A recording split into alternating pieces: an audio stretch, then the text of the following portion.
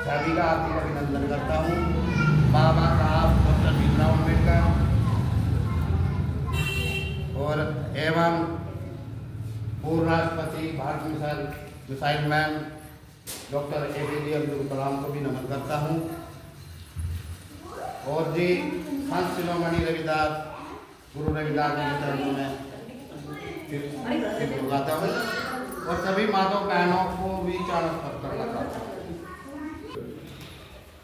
और हमारी बहन सविता सिंह जी भी जगाने का काम करती है। एक जिस तरह के ईंधन चलता है ऊर्जा स्रोत समझिए आपको मान्य सविता जी की, क्योंकि मैं पहले भी आया हासिल में उस टाइम में लोक जनशक्ति पार्टी का प्रदेश महासचिव का जन्म आया।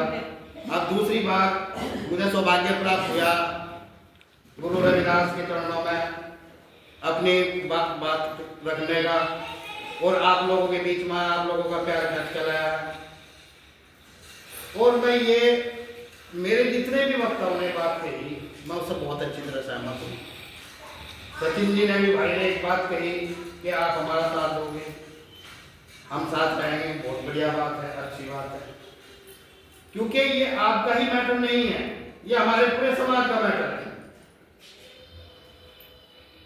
दलित मुस्लिम संगठन हमने जो खड़ा करा, दलित मुस्लिम एकता मंच का नाम इसलिए दिया कि बाबा साहब ने देश को संविधान दिया और संविधान में सहयोग करने का काम जो किया वो इस्लाम धर्म ने किया। साथियों, इतिहास गवाह इस बात का, मेरे नौजवान साथी हैं, मैं उन्हें स्पेशल में बताना चाहता हूं। बाबा साहब को जब महाराष्ट्र के अंदर ओरला सिख से पूंजीपतियों ने, सामंतवादियों ने हरा दिया, मोर्ची को जिता दिया उनके सामने, तो इतना दुख पैदा हुआ उस टाइम का समाज के अंदर। पैदा क्रांति थी क्योंकि वे लोग चाहते थे कि बाबा साहब डॉक्टर भीमराव अम्बेडकर को संविधान लिखने का सौभाग्य प्राप्त न हो, क्योंकि अगर ये सौभाग्य प्राप्त माने एक दलित के बेटों को हो गया, एक बुद्धिमान को हो गया, तो हमारा क्या होगा। आज भी वही बात चल रही, फटफड़ाहट चल रही है। आज संविधान खतरे में क्यों है, उन्हीं की देन हम लोगों की। तो बाहर से इस्लाम धर्म ने, और मैं गर्व से कहता हूं इस बात को कि इस्लाम धर्म ने हमारे लिए पश्चिम बंगाल में एक सीट खाली की और वो सीट खाली करने के उपरांत बाबा साहब को चुनाव लड़ाया गया और बाबा साहब को अच्छे मार्गन से जिताकर पार्लियामेंट में भेजने का काम किया और बाबा साहब को सर्वप्रथम देश का आपका कानून मंत्री बनाएगा। वो सौभाग्य जो प्राप्त हुआ वो इस्लाम धर्म की बात होती है। इसलिए देश तो हमारा ऋणी है, लेकिन हमारा समाज इस्लाम धर्म का ऋणी रहेगा, क्योंकि ये कहा ना, गुरु गोविंद दाऊ खड़े कागे ना को पाए, बलिहारी गुरु आपने गोविंद दियो बताए। जिसने गोविंद तक पहुंचाने का रास्ता बताया तो आज भी सबसे पहले गोविंद नहीं गुरु को प्रणाम करना पड़ेगा, गुरु मानना पड़ेगा।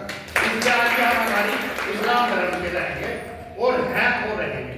इनका दिन हम उतारने में असक्षम है, क्योंकि हमारे अंदर एक कमी हुई।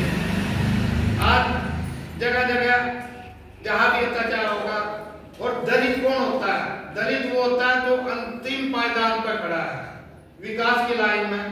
जो गरीब है वो किसी भी बिरादरी का है, वो दलित है, उसकी लड़ाई हमें लड़नी है, उसका हमें संकल्प लेना।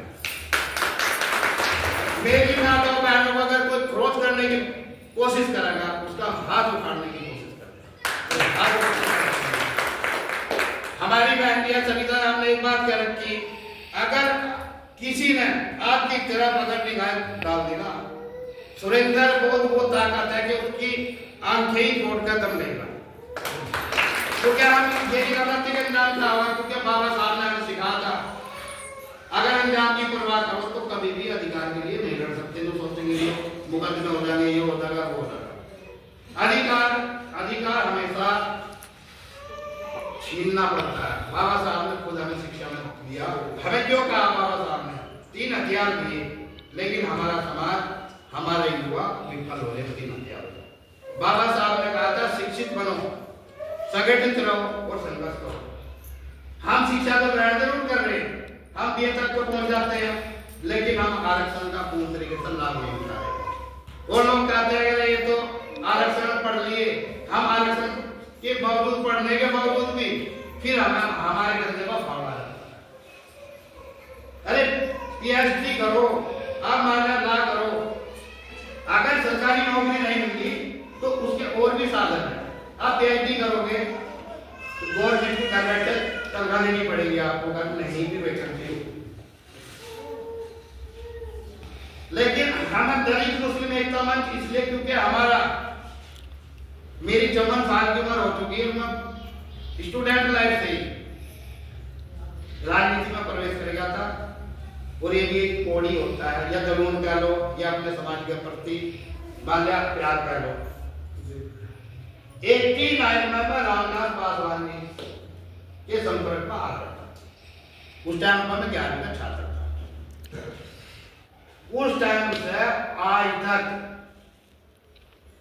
हम रामदास पासवान जी के मिशन से जुड़े, क्योंकि रामदास पासवान जी के मिशन में बाबा साहब का मिशन छुटा गया, क्योंकि बाबा साहब डॉक्टर भीमराव अंबेडकर रामदास पासवान जी के आदर्श थे, और हमारे आदर्श थे डबल हो गए।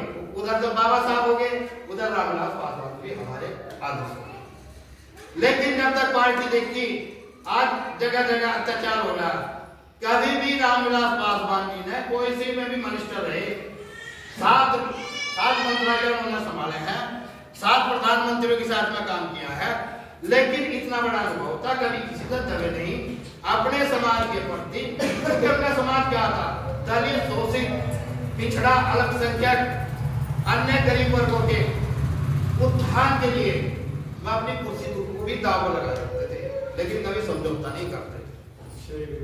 आज हमें दुख के साथ करना पड़ रहा है। हम जिस पार्टी से हमने